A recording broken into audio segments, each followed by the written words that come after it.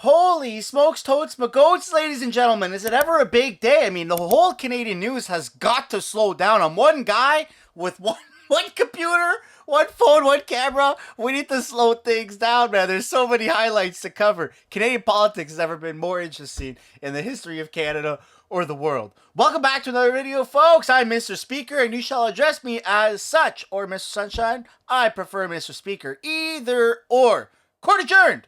I don't actually know. I'm not qualified for this job. It's like lying on your resume and you get the job. I don't know what to do, bro. I need a gavel or something. Order in the court. Sit back, relax. Pretty late in the evening. Crack a brewski. Smoke them if you got them. We're going to watch this clip. Part 2. Part 2. Numéro 2. C'est pas un, c'est pas trois, c'est deux. There you go. There's our bilingualism. There you go. Bill C11. Push us out into the algorithm, please.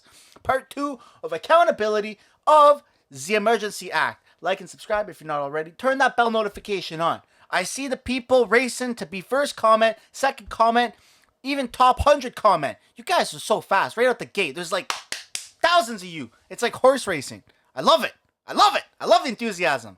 Thank you. Thank you for giving me this honor of being Mr. Speaker.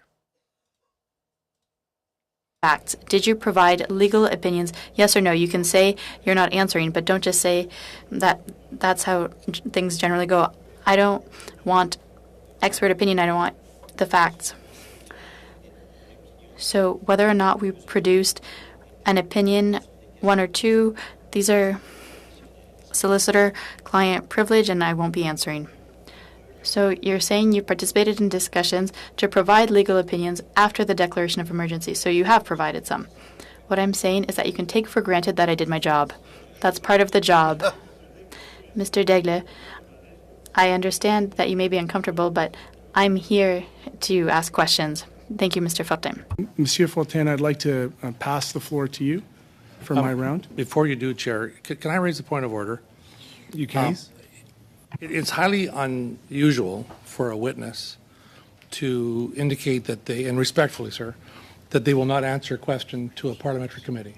They refuse to answer a question. I think it is incumbent upon witnesses to understand the power of committees and that they have obligations to answer questions.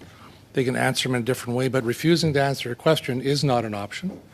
And I would ask that the committee compel a witness to answer the question that Mr. Fortin provided to him. On the same point of order, Mr. Chair? Yes.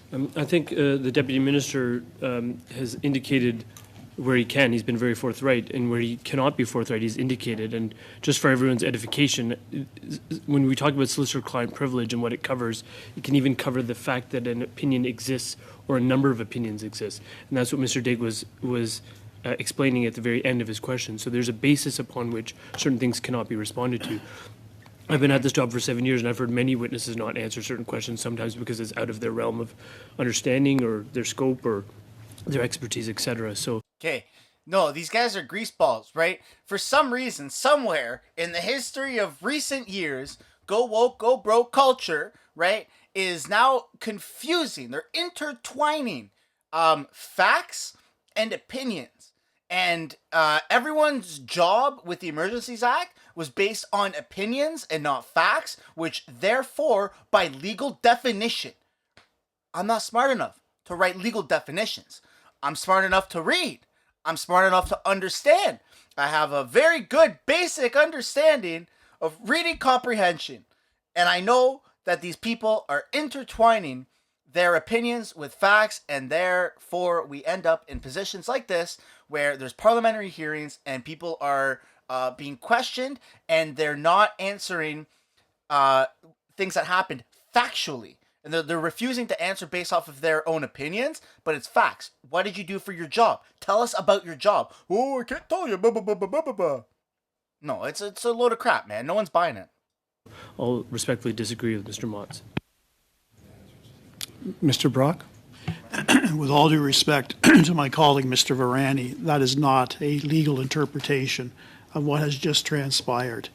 We had a senior government official, in fact, apart from the Minister of Justice and the Attorney General, the highest senior official from the Department of Justice refuse to answer a question posed by a committee member.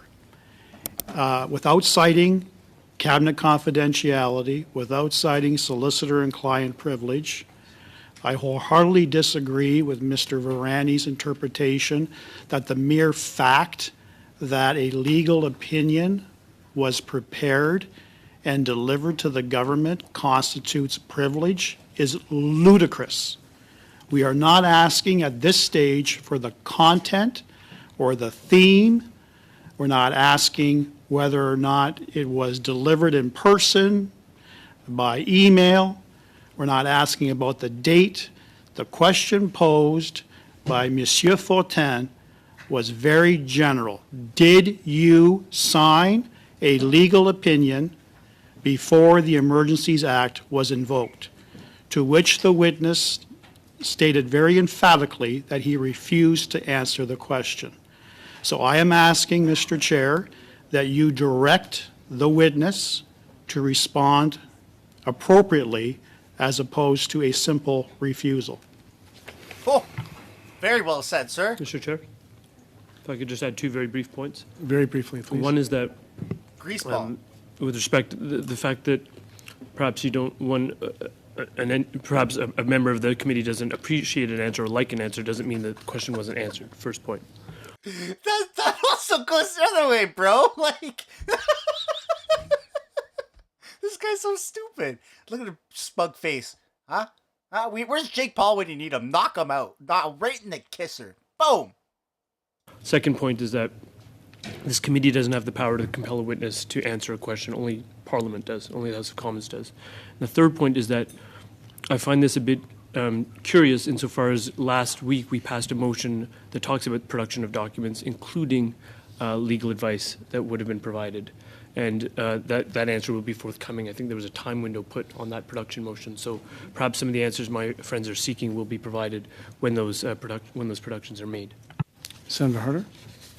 Thank you, Chair. I just want to intervene briefly. Having been a witness as a deputy minister for 16 years before Senate committees and House of Commons committees, I appreciate that there are times when questions are asked of a deputy that the deputy is not able to respond to in the fullness of knowledge that the questioner would wish.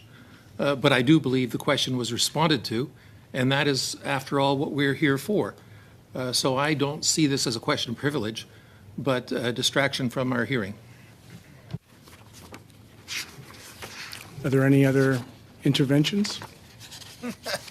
Mr. Daigle, can I ask you if we were to go in camera, would you be willing to be more forthright in answering these lines of questions? So I did refer to solicitor-client privilege when invited by Monsieur Fortin to decline to answer his question. That's the reason I'm not answering his question. And whether we're in camera or not, I don't think is going to change. But I take note of the motion that was passed a few days ago, and the government will consider how it can respond by the end of the month, which I think is the time frame for the response. Wow. Are you familiar? That is greasy. That's like Pfizer having, 72 years to disclose all of their data? Come on, man.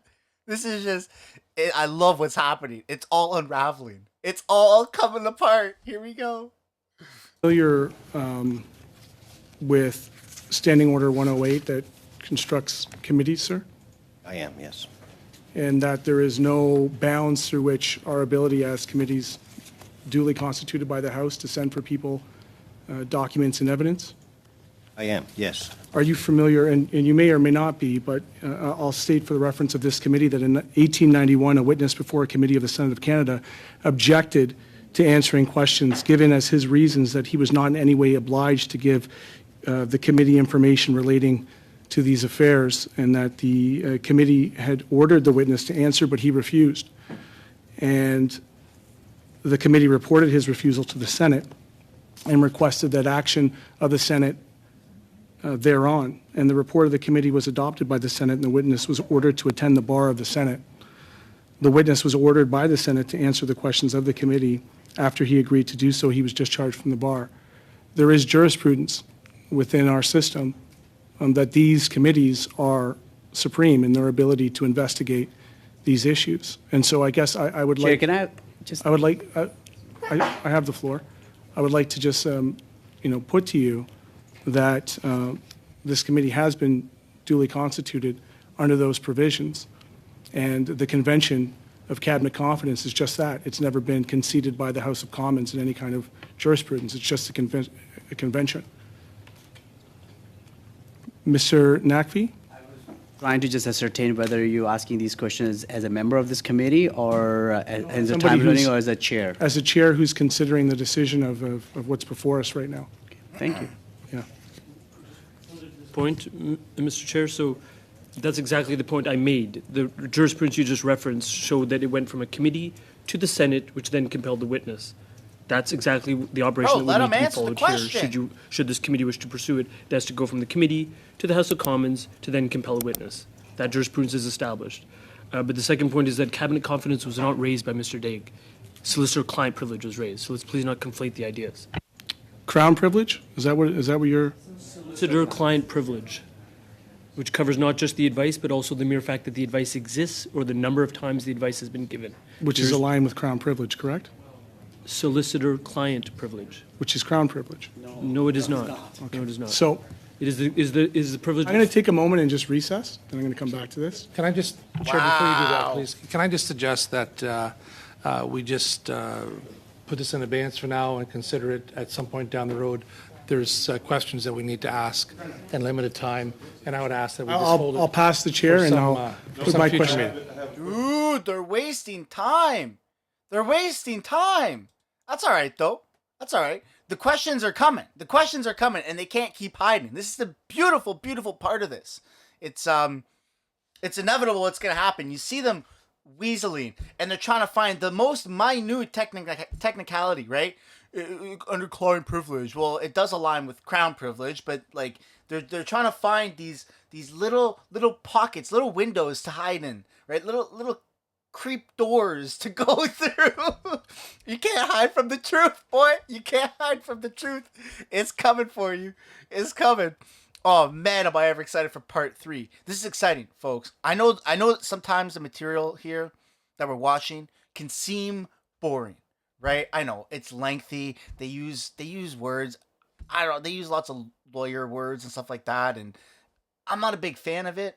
But I am a fan of this game of chess that they're playing, and I mean, if I were in there, dude, I'd be in there like in my flip flops, right? I'm an island out here on Vancouver Island. I'd be in there in my flip flops. I don't wear suits, not like that. I got nice clothes. I don't wear suits though, and I would, what's stopping you from me, bro? Nothing. There's the air between us. If you don't answer the question, I'm crawling over this desk. I'm crawling over the desk, right? I'd be way more temperamental. Way more. These people are excellent. I keep in their cool and letting these slimy little liberals find their little corners, and then once they find that little corner, they trap them and they go after them. And so it's a long game of chess. It's like a game of soccer, or if you're European, football, right? It's good. It's good stuff. Big things happening. Don't forget to like and subscribe. You already know. By this point, you should have the bell on, right? Good answer. Right. I'll see you in the next one. Sorry? I thought I was going to make it through this, but I'm not. It hurts. Emotional damage!